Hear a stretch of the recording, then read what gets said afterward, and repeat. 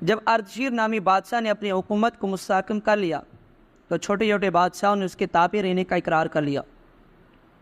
اب اس کی نظر سلطنت سریانیہ پر تھی۔ یہ بہت بڑا ملک تھا، چنانچہ اردشیر نے اس پر چڑھائی کر دی۔ وہاں کا بادشاہ ایک بڑے شہر میں قلعہ بند تھا۔ اردشیر نے شہر کا محاصرہ کر لیا، لیکن کافی عرصہ گزرنے کے باوجود شہر فتح نہ ہو سکا۔ ایک دن بادشاہ کی بیٹی قلعے کی دیوار پر چڑھی تو اس کی نظر اردشیر بادشاہ پر پڑی۔ اس کی مردانی وجاہت اور خوبصورتی دیکھ کر شہزادی نفسانی خواہش میں مبتلا ہو گئی اور ایک تیر پر یہ عبارت لکھ کر تیر اس کی جانب پھینک دیا۔ اس شہزادی نے لکھا کہ اے حسین و جمیل بادشاہ، اگر تم مجھ سے شادی کرنے کا وعدہ کرے تو میں تجھے ایسا خفیہ راستہ بتاؤں گی کہ تھوڑی سی مشقت سے یہ شہر فتح کر لو گے۔ بادشاہ نے شہزادی کی تحریر پڑھ کر یہ جواب بھیجا اور کہا کہ اگر ایسا ہو جائے تو میرا وعدہ ہے میں تجھ سے شادی کر لوں گا۔ چنانچہ شہزادی نے فوراً خفیہ راستے کا پتہ لکھ کر تیر بادشاہ کی طرف پھینک دیا۔ شہوت کے ہاتھ مجبور ہونے والی اس بے مروت شہزادی کے بتائے ہوئے راستے سے اردشیر نے بہت جلد شہر فتح کر لیا۔ بہت سارے سپاہی ہلاک ہو گئے اور شہزادی کا باپ جو شہر کا بادشاہ تھا اسے بھی قتل کر دیا گیا۔ حسب وعدہ اردشیر نے شہزادی سے شادی کر لی۔ شہزادی کو نہ تو اپنے باپ کی ہلاکت کا غم تھا اور نہ ہی اپنے ملک کی بربادی کی کوئی پرواہ، بس اپنی نفسانی خواہش کے مطابق ہونے والی شادی پر وہ بے حد خوش تھی۔ دن گزرتے گئے، اس کی خوشیوں میں اضافہ ہوتا رہا۔ ایک رات جب وہ بستر پر لیٹی تو کافی دیر تک نیند نہیں آئی۔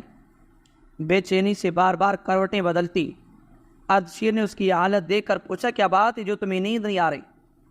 شہزادی نے کہا، میرے بستر پر کوئی ایسی چیز ہے جس نے مجھے بے چین کر دیا ہے۔ اردشیر نے جب بستر دیکھا تو چند دھاگے ایک جگہ جمع تھے۔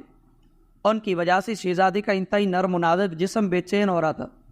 اردشیر کو اس کے جسم کی نرمی اور نزاکت پر بڑا تعجب ہوا۔ اس نے پوچھا، تمہارا باپ تمہیں کون سی غذا کھلاتا تھا جس کی وجہ سے تمہارا جسم اتنا نرم و نازک ہے؟ شہزادی نے کہا، میری غذا میں مکھن، ہڈیوں کا گودا، شہد اور مغز شامل تھا۔ اردشیر نے کہا، تیرے باپ کی طرح آسائش و آرام تجھے کسی نے نہ دیا ہوگا۔ تو نے اس کے احسان اور قرابت کا اتنا برا بدلہ دیا کہ اسے قتل کروا ڈالا، اور جب تو اپنے شفیق باپ کے ساتھ بھلائی نہ کر سکی تو میں بھی اپنے آپ کو تجھ سے محفوظ نہیں سمجھتا۔ پھر اردشیر نے حکم دیا کہ اس کے بالوں کو طاقتور گھوڑے کی دم سے باندھ کر گھوڑے کو تیزی سے دوڑایا جائے۔ حکم کی تعمیل ہوئی اور چند ہی لمحوں میں اس نفس پرست شہزادی کا جسم ٹکڑے ٹکڑے ہو گیا۔